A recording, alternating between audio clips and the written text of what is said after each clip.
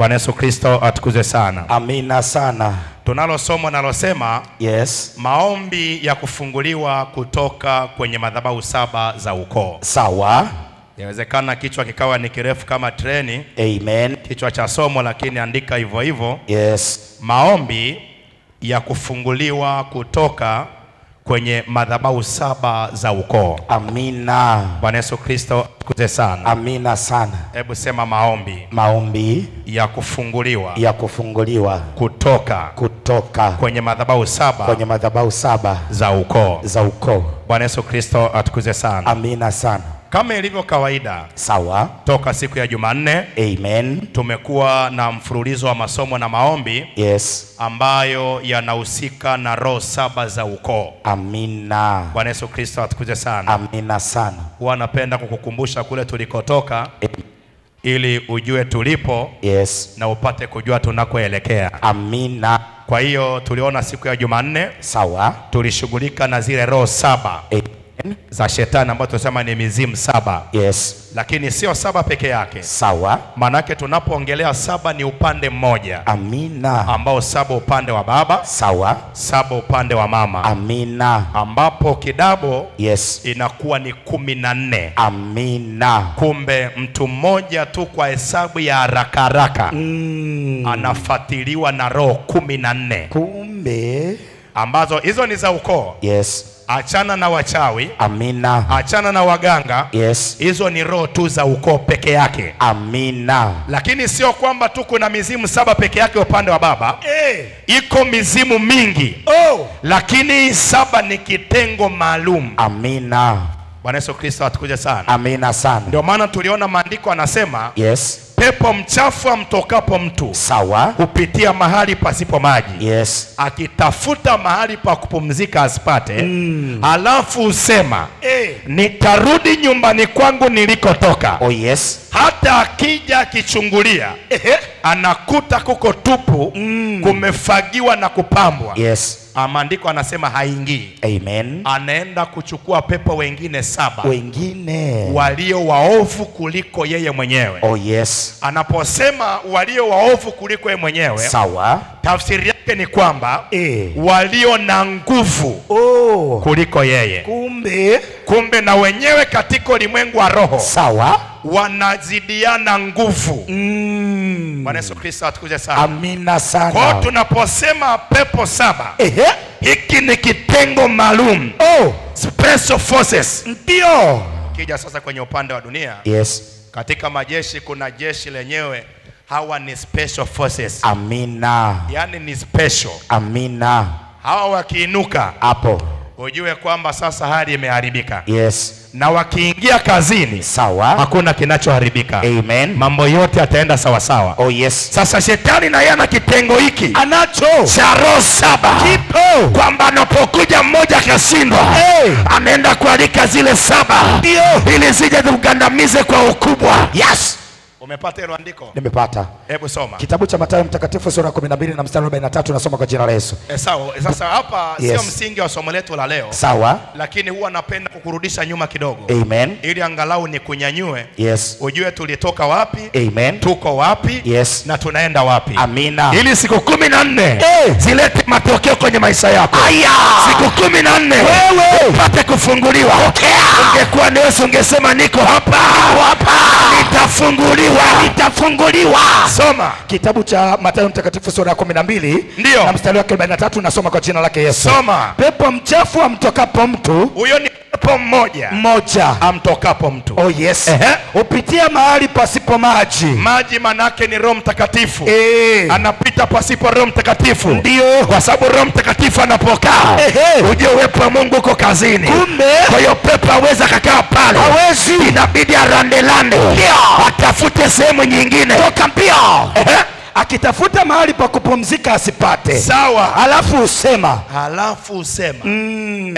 nitarudi nyumbani kwangu nilikotoka. Sasa angalia mapepo yanavyosema, kumbe mwili wako unahesabika ni nyumba. Wewe hebu sema nakataa kuwa nyumba ya mapepo. Nakataa kuwa nyumba ya mapepo. Kuna mtu mwingine anasema mimi sina mapepo usinitanie. Hali ulionayo inakutambulisha ni pepo gani leo ukalia. Kabisa kabisa kabisa. Kwa sababu nyuma ya kila hali mbaya kuna roho mbaya. Ipo. Kama unasumbuka na umaskini, ujue kuna pepo la umaskini limekukalia. Ipo. Kama kuna magonjwa, ujue kuna pepo la magonjwa. Ipo. Bwana Yesu Kristo atukuje sana. Amina sana. Piga tena kifua, sema nakataa. Nakataa kuwa nyumba ya mapepo. Kuwa nyumba ya mapepo. Nitakuwa nyumba ya Roho Mtakatifu. Ya Roho Mtakatifu. Nyumba ya sala. Nyumba ya sala. Sasa anasema anatafuta mahali pa kupumzika asipate. Ndio. Halafu anasema nitarudi nyumbani kwangu nilikotoka. Hata akija anakuja aiona tupu. Anakuta tupu. Roho Mtakatifu hakuna. Fundisho hakuna. Manake neno la Mungu alipo. Paulo anasema ya kwamba ndio neno la Kristo na likae kwa wingi ndani yenu. Kusoma Biblia penyewe utaki. Yes. Hebu nisaidie kumtikisa jirani, mwambie jirani finya kidogo kama ile, mwambie jirani wiki hii umesoma Biblia mara ngapi? Achana muulize tu vizombe, Biblia wiki hii umesoma mara ngapi? Biblia wiki hii umesoma mara ngapi?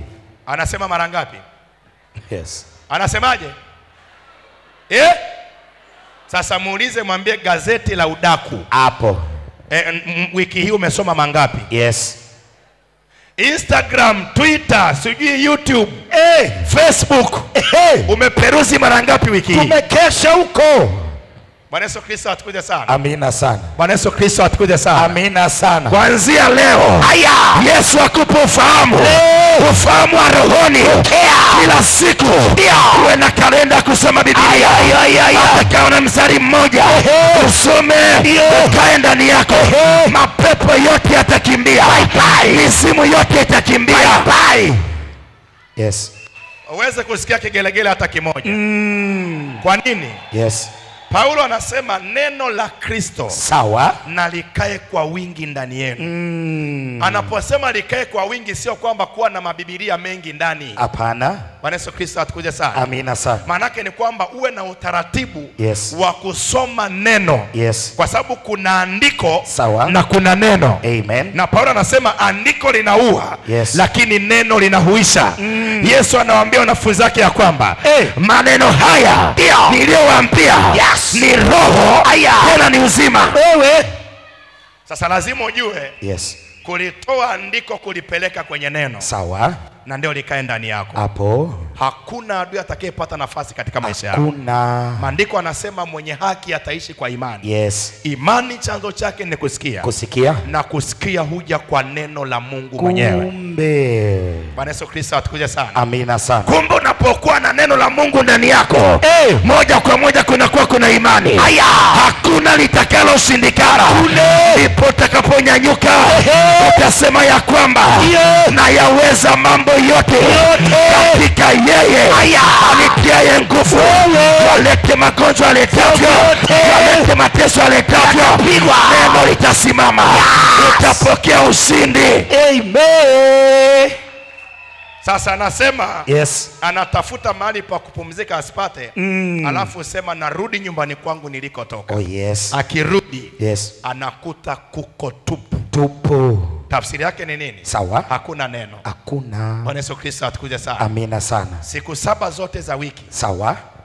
Yaani siku 7 zote za wiki haujapitia mstari hata mmoja wa Biblia.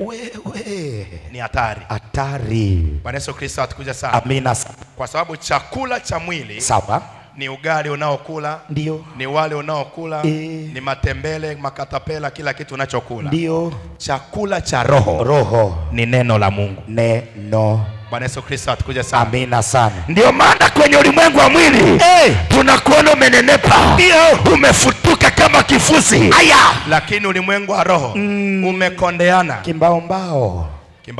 Yes. Bwana Yesu Kristo atukuje sana. Amina sana. Utajuaje kama umekondeana ni kimbao kwenye ulimwengu wa roho? Sawa. Ni pale yale yanakuja majaribu, yanakutikisa, inakuja vita, inakupiga, shetani anainua roho, inakuweka mateka. Nataka leo shibe kiroho, ujae kiroho, imani yako iongezeke, upate kuwa sawa. Shangwe. Bwana Yesu Kristo atukuje sana. Amina sana. Kwa hiyo unapokuwa na siku soma tu. Kuna mtu anakuambia mimi Biblia nimesoma kuanzia mwanzo mpaka Ufunuo nimeimaliza. Wewe. Hii Biblia hii. Wewe. Bwana Yesu Kristo atukuje sana. Amina sana. Sasa huyu anayesema kwamba nimesoma mwanzo mpaka Ufunuo nimemaliza yote, muingize kwenye maombi. Hapo. Bwana Yesu Kristo atukuje sana. Amina sana. Dakika tu 2 ameshachoka. Yes. Ukimuuliza vipi, maneno ameniishia. Kwa sababu Biblia imejaa maombi. Kabisa. Kila mstari ni maombi. Maombi. Bwana Yesu Kristo atukuje sana. Amina sana. Unakuta tu mtu ana maombi ya kushukuru, hapo. Maombi ya kujitakasa. Akimaliza pale, yes. Maombi ya kukata, maombi ya kuchinja, hapo. Maombi ya kufyeka. Yes. Amen. Bwana Yesu Kristo atukuje sana. Amina sana. Sasa unapokuwa na Biblia, kwa sababu kila mstari sawa ni maombi. Kabisa kabisa. Na Yesu akupe ufunuo. Leo akupe maarifa. Leo. Ukisoma mstari mmoja, huo ni mstari mmoja wa kumtandika adui. Watandikwe. Na kupitia ibada ya leo. Adui yoyote aliyekuzingira, kwa neno la Bwana Yesu anakwenda kutandikwa. Tusema wapega. Okay, nisikae sana hapo kwa sababu ni kwingine. Sawa. Lakini hapa anakuonesha kwamba anasema anaporudi, yes, anakuta kuko tupu. Kumefagiwa na kupambwa. Kabisa kabisa. Biblia inasemaje? Mstari wa 45. Sawa. Mara huenda akachukua pamoja naye pepo wengine 7 walio waovu kuliko yeye mwenyewe. Sasa hapa Biblia inasema Biblia inasema walio waovu kuliko yeye mwenyewe. Yes. Ukisoma Biblia nyingine, habari njema kwa watu wote, inasema walio na nguvu hapo kuliko yeye mwenyewe. Yes. Biblia nyingine inasema walio na uwezo kuliko yeye mwenyewe. Yes. Bwana Yesu Kristo atukuje sana. Amina sana. Kumbe ni kitengo cha roho 7. Ndio. Na hizi roho 7 ndio mkono wa kuume wa shetani. Ni mizimu 7 ya ukoo. Ndio. Inakuja inakaa.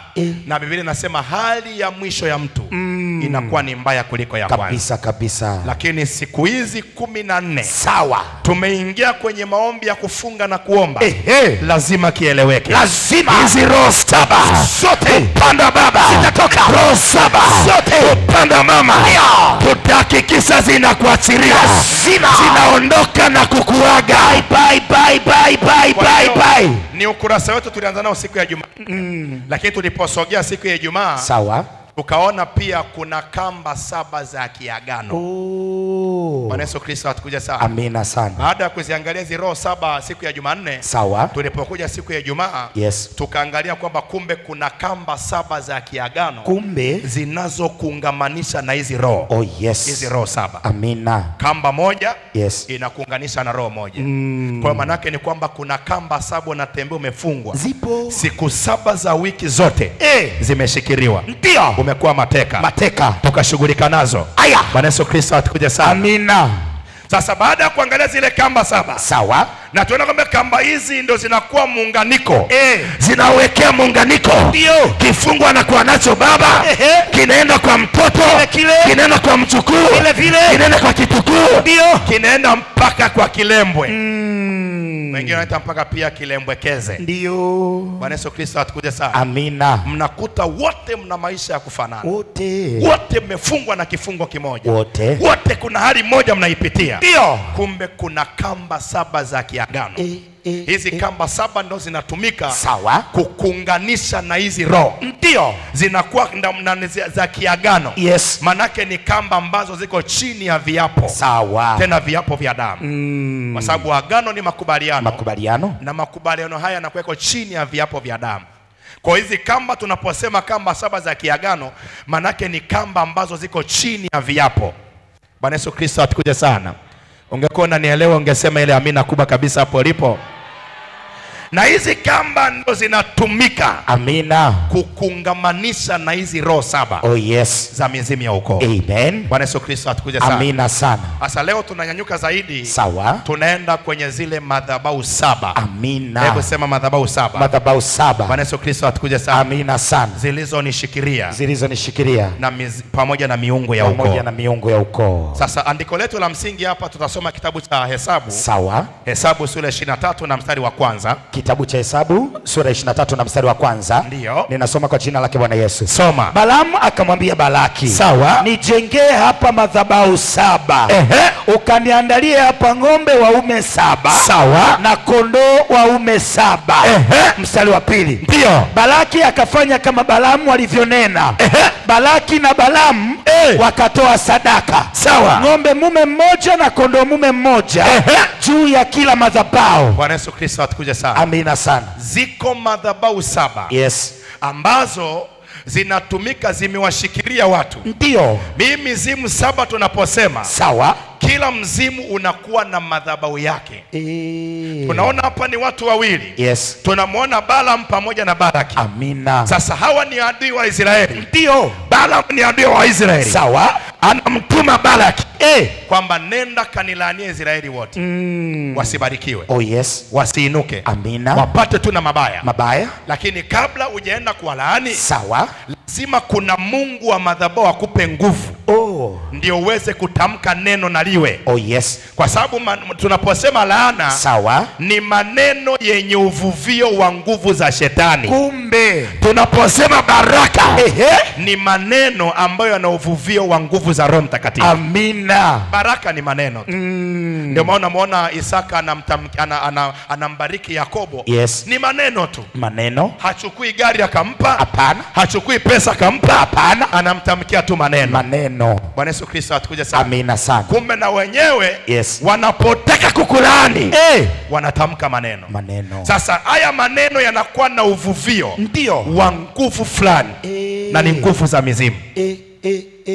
Kwa hiyo mchawi wako anapokuja kukulaani, sawa, anapotaka kuleta mabaya, ni lazima akapewe mamlaka, yes, akapewe nguvu na ile mizimu ya ukoo. Kumbe. Na ndio maana wale ambao tulishapita kwa waganga wa kienyeji enzi hizo, na wewe najua ulishapita huko. Ndio. Lakini kwenye kiti najua utakauka hapo, kama vile hujawahi kwenda kwa mganga wa kienyeji. Unapomwendea mganga wa kienyeji, sawa, unafika pale kwanza anakuambia toa kiingilia pori.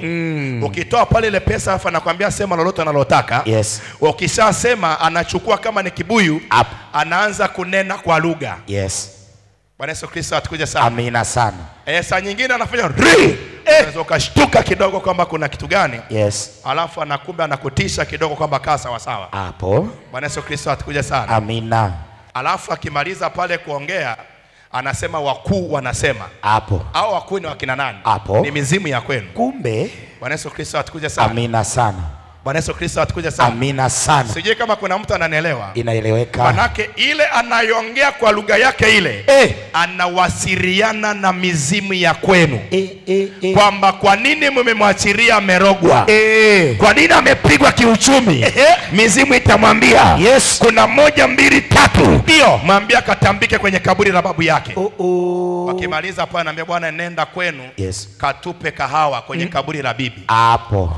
Yesu Kristo atukuje sana. Amina sana. Mizimu imemwambia. Mizimu. Kwa sababu kwamba wanapokuja kukufunga watesi wako, sawa, lazima mizimu ya kwenu itoe oda. Ndio. Na kuna makubaliano pale. Kabisa kabisa. Sasa hii mizimu inakuwa na kitu kinachoitwa madhabahu.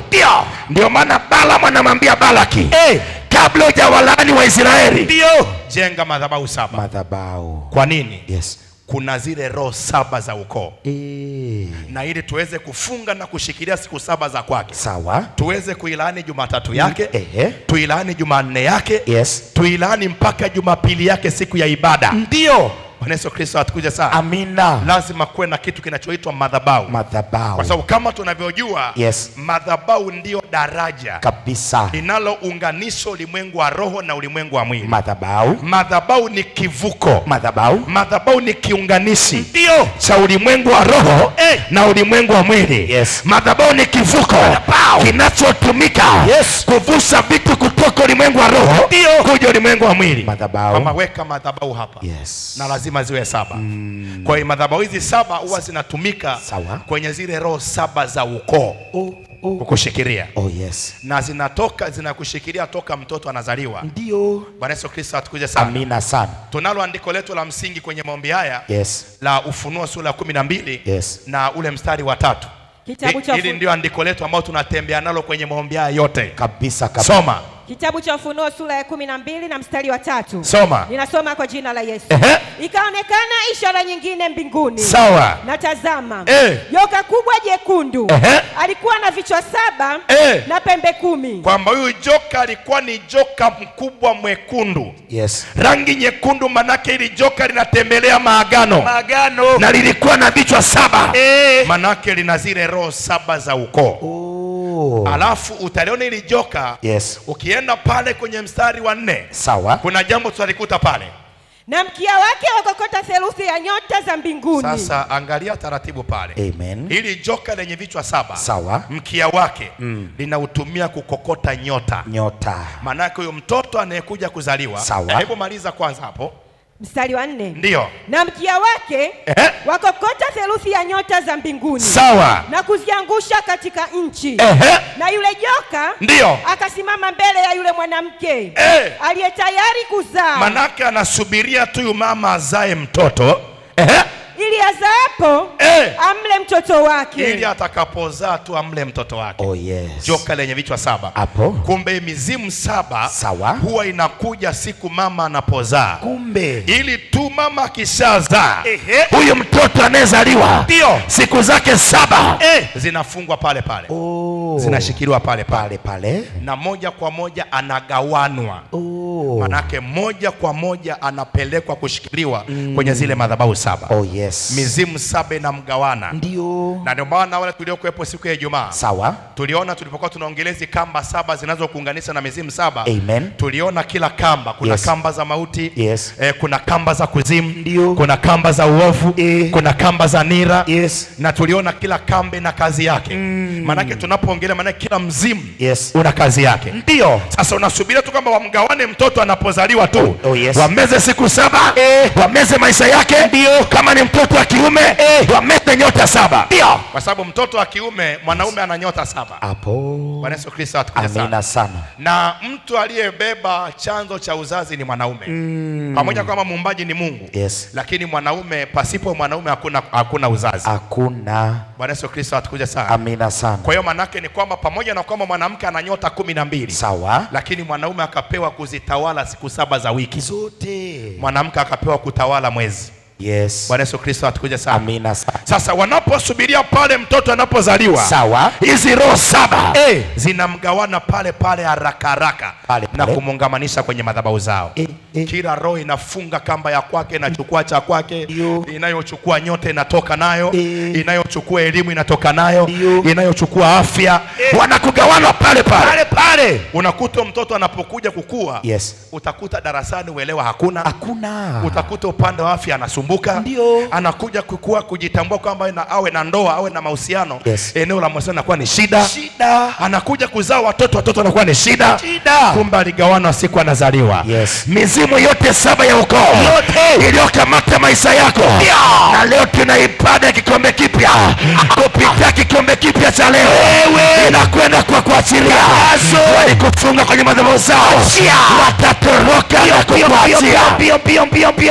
Pia. Bwana Yesu Kristo atukuzwe sana. Amina sana. Hebu sema joka jekundu. Joka jekundu. Lenye vichwa 7. Lenye vichwa 7. Unaposema vichwa 7 manake kichwa kimoja. Sawa. Ni mzimu mmoja. Kumbe ninapoongea hapa usisahau. Hapa naongelea upande mmoja tu. Ndio. Ambao ni upande wa baba. Ukiona nimesema 7 manake ni upande wa baba. Na wewe ongeza 7 nyingine ya upande wa mama. Kwa sababu ili mtoto apatikane, sawa, lazima kuna pande mbili zikutane. Kabisa. Mtoto mtu aliyezaliwa ana muunganiko wa pande mbili. Amina. Kwa kuna 7 upande wa baba. Sawa. Kuna 7 upande wa mama. Ukiongeza inakuwa 14. Amina. Yaani hivyo ni vifungo vya haraka vijue. Vipo. Kwa hiyo manake unapozaliwa 7 upande wa baba imetia timu pale. 7 upande wa mama imetia timu pale. Sasa kinachofanyika ni kwamba huwa wanafanya makubaliano pale. Kwa sababu wa upande wa baba wanasema ni damu yetu. Wa upande wa mama wanasema amezaliwa na ndugu yetu. Lazima tufanye makubaliano. Kwa hiyo pale biashara inamalizika. Pale. Tikisa jirani, mwambie jirani. Mwambie biashara yako ilimalizika siku unazaliwa. Anaelewa sasa, waelewi hapo. Usione leo unapita kwenye umaskini, unapita kwenye magonjwa, unapita kwenye mateso. Haya hayajaanza leo, yalianza siku unazaliwa. Katika maombi haya tunanyanyuka kwenye ulimwengu wa roho, tunaifuata siku ya kuzaliwa. Chochote kibaya kilichofanyika kinakwenda kutenguliwa. Tangazo, tangazo, tangazo. Na ndio maana unatakiwa serious sana kwenye maombi haya. Lazima uwe makini kabisa. Bwana Yesu Kristo atukuje sana. Amina sana. Kwa sababu ni kwamba na wenyewe wanasogea pale. Ndio. Na ndio maana unakuta wanapotaka kuoana watu wawili, sawa, kuna mahali aina mbili wewe inatoka hapo. Bwana Yesu Kristo atukuje sana. Amina sana. Cha kwanza lazima wafanye makubaliano. Wazazi upande wa mwanamke na wazazi upande wa mwanaume. Unajua upande wa mwanamke kuna madhabahu, upande wa mwanaume kuna madhabahu. Ipo. Lazima wanafanya makubaliano. Lazima. Bwana, ili umchukue mtoto wetu huyu, sawa, tunataka milioni 2. Bwana Yesu Kristo atukuje sana. Amina sana. Pamoja na milioni 2 kutoka, lakini tena nakwambia ili umchukue mtoto wetu huyu, sawa, tunataka ulete mguu wa nyuma wa mbuzi mweusi. Wa nini? Bwana Yesu Kristo atukuje sana. Amina sana. Uwezo kawaambia nawapa hela hapo, watasema lete mguu kama mguu hapo, lete blanketi sio la babu, wewe lete sijui mkuki wa nani. Wa nini wewe? Na wanataka viende moja kwa moja. Ukiona vinaanza kuitishwa hivyo vitu, sawa, ujue sasa ile ni makubaliano ya kimizimu. Kwamba hii mizimu iwe na mamlaka, sawa, iwe na uwezo, iwe na utawala, ndio, kwenye hii ndoa hapo. Na watoto wanaozaliwa, mizimu iwe na uhalali nao kabisa kabisa, ya kuwafunga. Na kuna watu wako hapa walitolewa mahali ya namna hiyo. Ndio. Wakasema lete sijui kibegi cha shangazi, sijui lete shuka la bibi hapo. Bwana Yesu Kristo atukuje sana. Amina sana. Kama kesi ni shuka la bibi, sawa, kwa nini tusiwape hela? Wanasema nileteni kama lilivyo. Wewe kumbe wanakuunganisha na ile miungu ya kiukoo. Mizimu itawale. Ndio. Lakini wewe Mwanangomeni, uliyeingia siku 14, hiyo biashara inakwenda kumalizika. Ulifungwa kwenye madhabahu ya magonjwa, na kuona ukitoka tena unatoka na baraka. Ungekuwa ungeruka juu kasema natoka. Sema madhabahu 7. Madhabahu 7. Sema maombi ya kutoka kwenye madhabahu 7. Kwenye madhabahu 7 za ukoo. Sasa ongeza tena 7 ni upande wa mama. Manake zinakuwa 14. Na maombi yetu wiki yote, sawa, tuko upande wa baba. Amina. Leo tuko siku ya ngapi? Ya 6 leo. Unasemaje? Ya 6 Ulianza lini? Jumanne. Jumatano. Ya pili. Alhamisi. Ya 3. Ijumaa. Ya 4. Jumamosi. Ya 5. Jumapili. Jumatatu kesho. Ya 7. Baada ya kesho, tunaanza upande wa mama. Hapo ndipo palipo na ufungulivu. Hapo ndipo palipo na kuachiliwa. Ndio maana unaiona wiki hiyo imebeba na mkesha mkubwa. Mkesha wa chuma unaoachuma. Chuma kinakwenda kunolewa. Baada ya kutoka kwenye misimu ya ukoo, chuma kinanolewa. Na 7-6-27-6. Bwana Yesu Kristo atukuje sana. Amen. Wewe utaona tu kama kuna namna fulani uelewi. Sawa. Ndio maana unaona mkesha umekuja tarehe 27 ya mwezi wa 6. Amina. 7 tumeshamaliza. Na baba yetu amejifungia mlimani. Wewe. Bwana Yesu Kristo atukuje sana. Amina. Hii wiki inayokuja, atakapotua, ujue umekuja kunolewa. Kuna Mwanangomeni atakwenda kunolewa. Ulikuwa umewekwa kuwa legelege, unakwenda kuwa chuma. Nisikie vyuma vikisema amen. Bwana Yesu Kristo atukuje sana. Amina sana. Ndio maana umeingizwa kwanza kwenye maombi haya. Utoke kwenye vifungo hivi. Alafu kisha toka, sawa, ndio sasa unaolewe. Amina. Mwaka wako 2025 hautafanana na miaka mingine yote. Huu ni mwaka utapata kustawi. Utapata kuinuka. Utapata mafanikio. Ndani ya mwezi wa 6, kabla mwezi wa 6 hujaisha, utakuwa umeshapokea baraka zako. Umepokea miujiza yako. Ukajisema napokea. Kwa hiyo leo Yes. tunataka tuondoke kwenye hizi madhabahu 7. Asante Bwana Yesu. Za kiukoo. Amina. Kwa nini maisha yenu kwenye familia yanakuwa ni maisha ya kufanana? Kwa nini? Kuna madhabahu yamewashikilia. Bwana Yesu Kristo atukuje sana. Amina sana. Kwa nini kwenye familia mnakuwa tuna tabia moja ambayo inawafuatilia kila mtu? Jiulize. Bwana Yesu Kristo atukuje sana. Amina sana. Kwa sababu na hizi madhabahu zimebeba asili ya ukoo. Zipo. Kila madhabahu ina asili yake. Kuna mzimu mwingine asili yake ni hasira. Kuna mzimu mwingine asili yake ni ulevi. Kuna mzimu mwingine asili yake ni uzinzi. Kuna mzimu mwingine asili yake ni usengenyaji.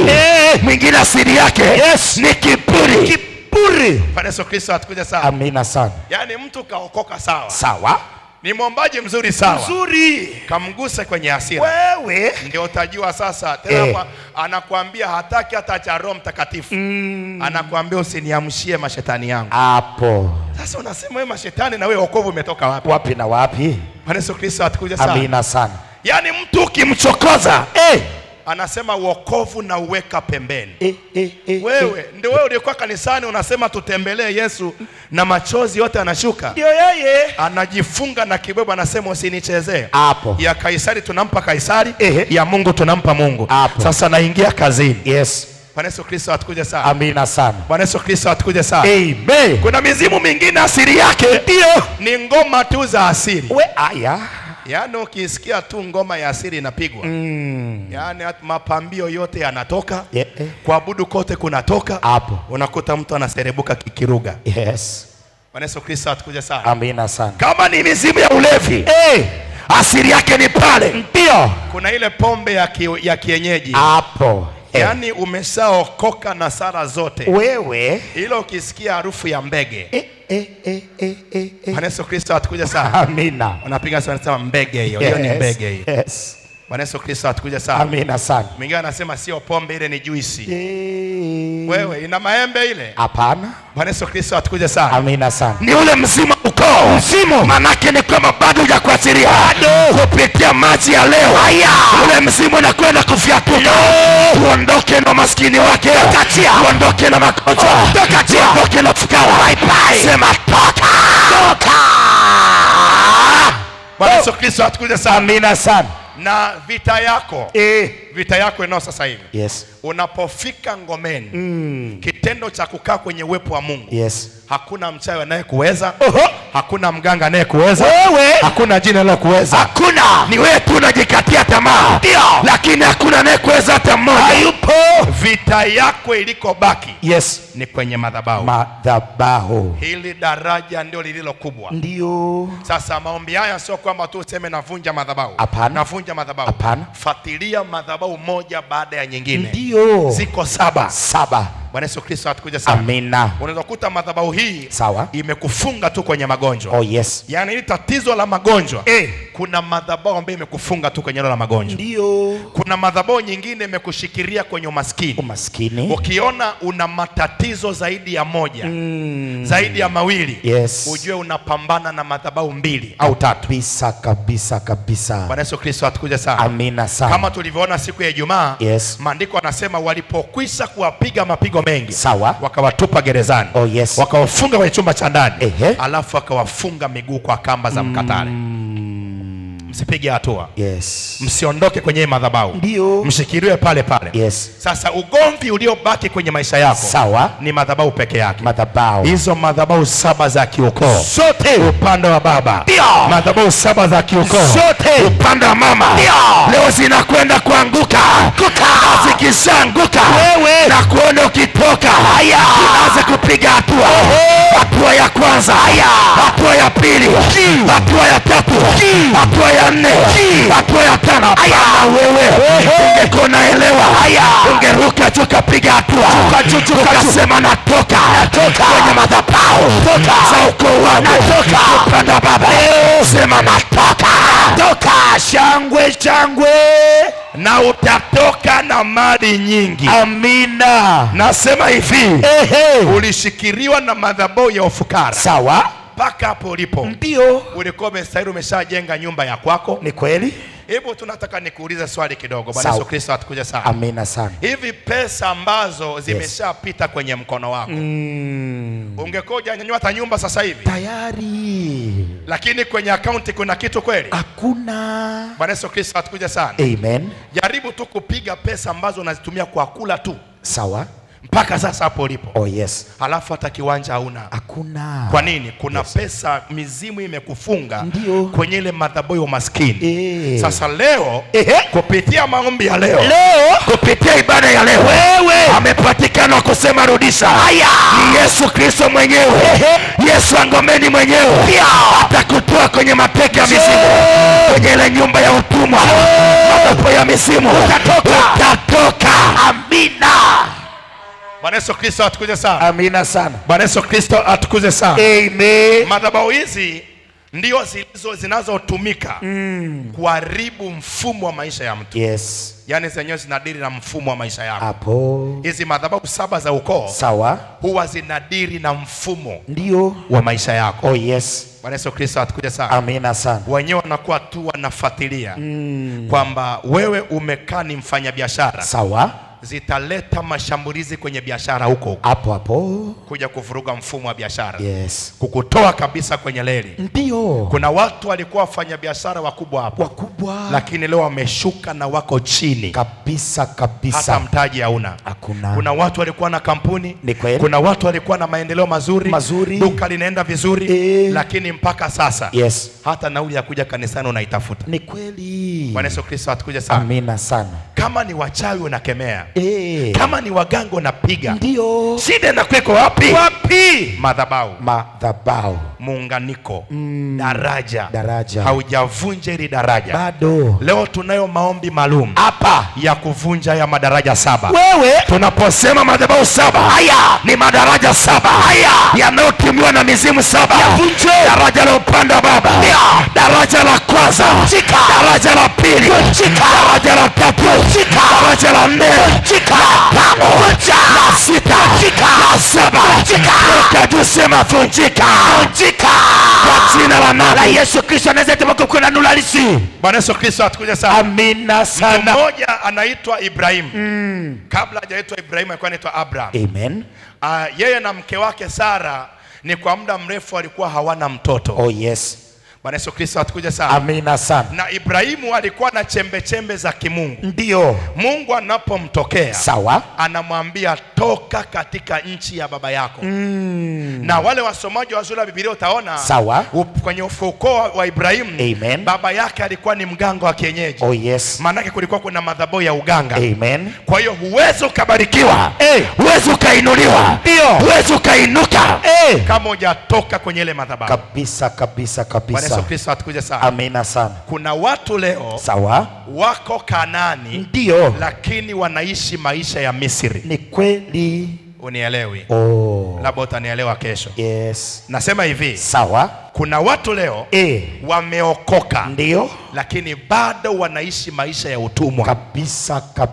Kabisa. Unaweza ukaokoka Kanaani, sawa, lakini maisha yako yakasomeka Misri. Kwa nini? Yes. Ile madhabahu ya Misri ndio bado hujatoka pale. Bado. Unapoingia kwenye wokovu, sawa, maisha lazima yabadilike. Lazima. Unapokuja ngomeni hapa, maisha lazima yabadilike. Unapomwamini Yesu ngomeni, Yesu akwa ni msaliti ni mwasa. Maisha ni lazima yabadilike. Lazima. Lakini kwa nini umeokoka? Yes. Kwa nini uko madhabahuni? Yes. Alafu maisha yako ya kiuchumi yako sifuri? Jiulize. Kwa nini hali mbaya ya kiuchumi? Tafakari. Uko Kanaani, sawa? Kanani umeingia, sawa, lakini maisha yako bado yako Misri. Bado. Leo Yesu akutoe. Leo nasema leo Yesu akutoe. Nasema leo Yesu akutoe. Nasema utatoka wewe na watoto wako wote na uzao wako na mali zako. Sema nitatoka. Sasa Mungu anamwambia Ibrahim, yes, toka katika nchi ya baba yako. Ni sawa na Mwanzo ile sura ya 12, sawa, na ule mstari wa kwanza. Naomba tusome pale. Kitabu cha Mwanzo sura ya 12 na mstari wa kwanza. Soma. Nasoma kwa jina la Yesu. Sawa. Bwana akamwambia Abrahamu, ndio, toka wewe katika nchi yako na jamaa zako. Umesoma? Na jamaa zako. Sawa. Narudi kwa jina la Yesu. Mwanzo 12 mstari wa kwanza.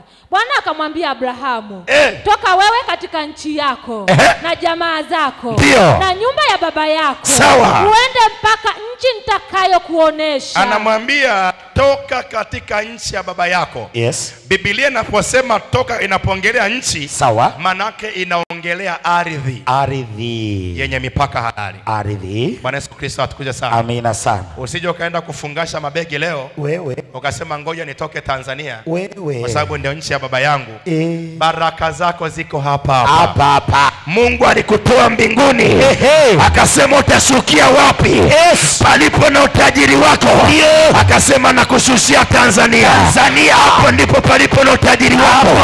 Dhahabu iko hapa, madini yote yako hapa, vitu vyote viko hapa, utavipata. Lakini kuna ardhi ya ukoo, palipo na madhabahu ya ukoo. Kumbe Bwana Yesu Kristo atukuje sana. Amina sana. Unatakiwa utoke kimaombi, kujitenga nazo. Amin. Na ndio maana unaona kabla Ibrahim baraka hazijaja, sawa, Mungu anamwambia toka. Kwa sababu usipojitenga na hizi madhabahu 7, sawa, zimekuunganisha na mfumo fulani wa kimaisha. Amen. Kwa hata kama nikikubariki, lakini bado kwa chini ya madhabahu, ndio uwezo kaziona zile baraka. Uwezi. Ndio wale watu ambao akiomba wiki moja, sawa, anaona mafanikio. Kama ni biashara, anaanza kuuza vizuri. Ndio unashangaa wiki 3 biashara tena haiendi. Inakulazimu utumie hata kila ambacho uliweka akiba.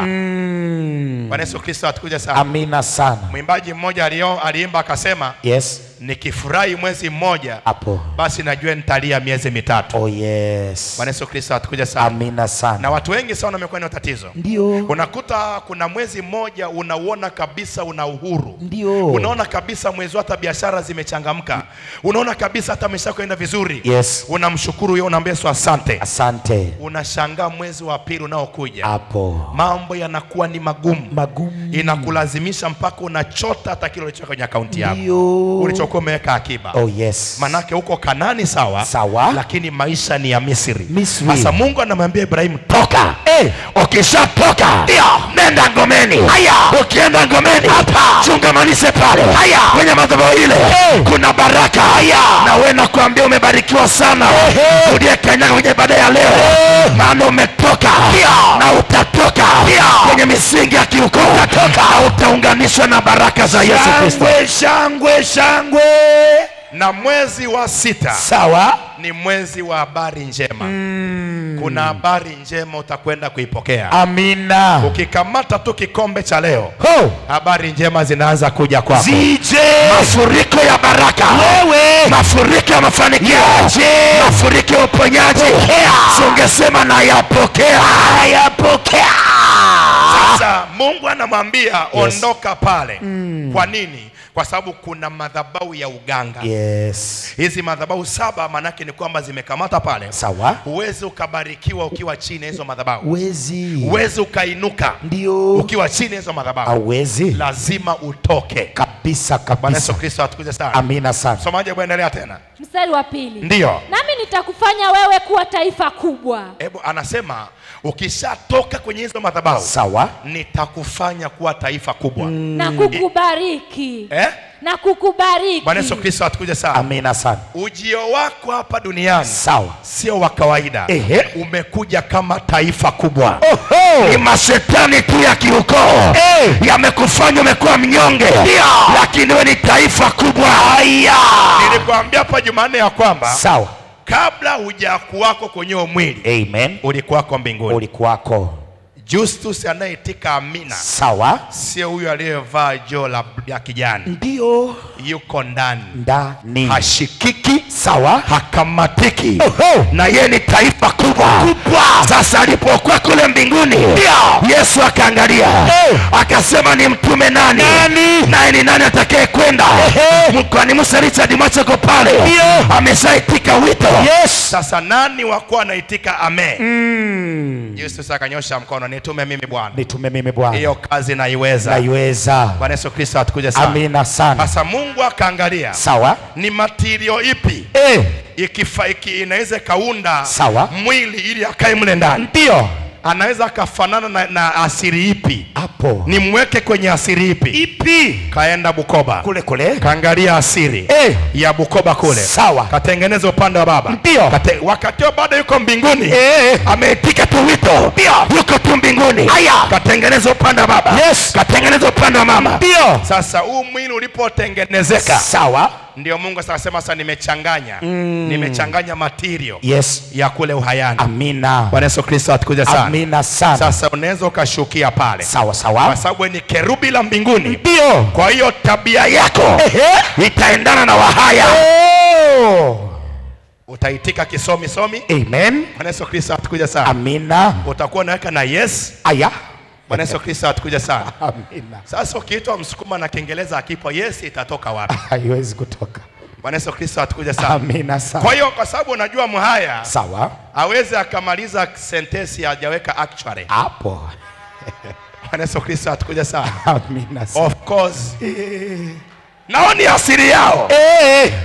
Kuna wengine hawezi kumaliza sentence bila kuongea ka uongo. Hapo. Bwana Yesu Kristo atukuje sana. Amina sana. Yaani hata kama ameokoka vipi? Ndio. Lazima tu akupige kidogo, akupige ka uongo. Hapo. Ndio story yenu. Kabisa. Naye ni asili yake. Bwana Yesu Kristo atukuje sana. Amina sana.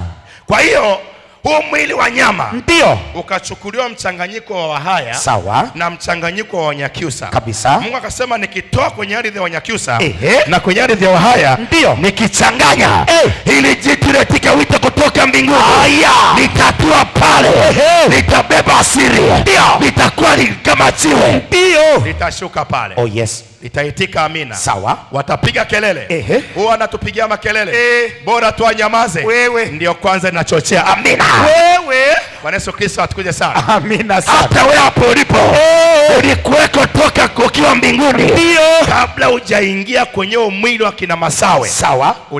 Ulikuwepo. Na ndio maana ukimjua Mungu wa kweli. Sawa. Na ukasimama naye sawa sawa. Ndio. Hakuna kurogeka. Hakuna kupigwa. Hakuna kuteswa. Hatima yako utaifikia. Tangaza kupitia ibada ya leo. Baada ya maombi ya leo. Yesu akunyanyue. Akupeleke kwenye hatima yako.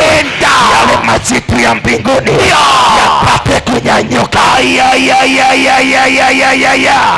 Ni mizimu tu inakuchelewesha. Ndio. Lakini kwa kweli mpango wa Mungu sio wewe kuwa maskini. Kabisa. Bwana Yesu Kristo atukuje sana. Amina sana. Mpango wa Mungu aliyokuletea hapa duniani. Ndio. Wewe ulishuka na baraka zako unazo. Amina. Na ndio maana ramani ya maisha yako iko kwenye mikono yako. Na hiyo mikono ina alama ya M. Manake we ni mbarikiwa. Ulishuka kutoka mbinguni. Wewe una baraka za kwako mwenyewe. Amina. Ila sasa mizimu hizi roho saba zinapokamata kwenye madhabahu ya umaskini. Ndio sasa zinaleta umaskini. Umaskini roho yako sio maskini, ni tajiri. Na siku 14 zitakurejesha kwenye utu wako. Uliotoka nao mbinguni. Tangazo. Kuna mtu unamwona hapa mahali hapa sasa. Siongei na maskini hapa. Naongea na tajiri ajaye. Siongei na mtu mnyonge. Naongea na shujaa. Yako wapi mashujaa? Yanyanyuke aseme amina. Ni madhabahu tu ya ukweme kushikilia. Mungu anamwambia Ibrahimu ya kwamba nitakufanya kuwa taifa kubwa. Kwa sababu Ibrahimu anapita kwenye umaskini, anapita kwenye utasa. Anajua ndio hali yake ilivyo. Kumbe siko. Yeye ni taifa kubwa. Amina. Bwana Yesu Kristo atukuje sana. Amina sana. Hata hapo ulipo jirani uliyekaa naye sio wa kawaida. Wewe auelewe, unamwangalia amevaa yebo ya 200, si 2000, 1200. Ndio. Ameweka kilemba cha 1500. Ni mizimu tu imemshikilia. Ndio. Ngoja leo atoke. Wewe utamwona Jumanne. Haya. Unamwona na kanda mbili. Utamwona Jumanne. Haya. Anachuchumia. Haya. Anasema ni mimi. Nilikuwa maskini. Historia imebadilika. Kupitia kikombe kipya. Historia inabadilika. Haya. Okay, historia mpya. Historia kuinuka. Roka Josema napokea. Kwa hiyo ugomvi uliobaki nao, sawa, ni ugomvi wa kimadhabahu. Amen. Anamwambia ukitoka, yes, ndipo nitakapoweza kukubariki. Amina. Sasa madhabahu hizi zinakuwa zimetawaliwa na majoka. Ndio. Hebu sema majoka. Majoka. Tuliongelea hapa siku ya Ijumaa kamba 7. Sawa. Miongoni mwa hizo kamba kuna kamba za joka mmoja, yes, anaitwa Lewiathani.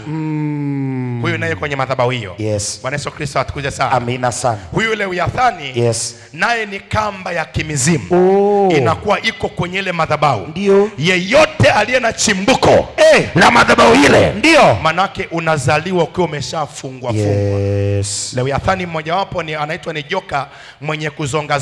Amen. Sawa sawa na Isaya 27 na mstari wa 1. Naomba tusome pale. Kitabu cha Isaya sura 27 na mstari wa 1. Ndio. Ninasoma kwa jina lake Bwana Yesu. Katika siku hiyo Bwana. Hebu sema katika siku hiyo. Katika siku hiyo. Sasa nataka ugeuze useme katika siku hii. Katika siku hii ya leo. Ya leo. Bwana Yesu kwa upanga wake ulio mkali, sawa, ulio mkubwa, ulio na nguvu, sawa, atamwadhibu Lewiathani, nyoka yule mwepesi, na Lewiathani, nyoka yule mwenye kuzonga. Hebu sema mwenye kuzonga. Unaona maandiko anasema kwenye Ufunuo tulisoma, yes, kwamba huyu joka anasubiriwa mwanamke akizaa, sawa, amle mtoto wake. Yes. Manake ni kwamba mfunge. Kuna joka mmoja tu Lewiathani. Hapo ndio linawakilisha hizi kamba za majoka 7.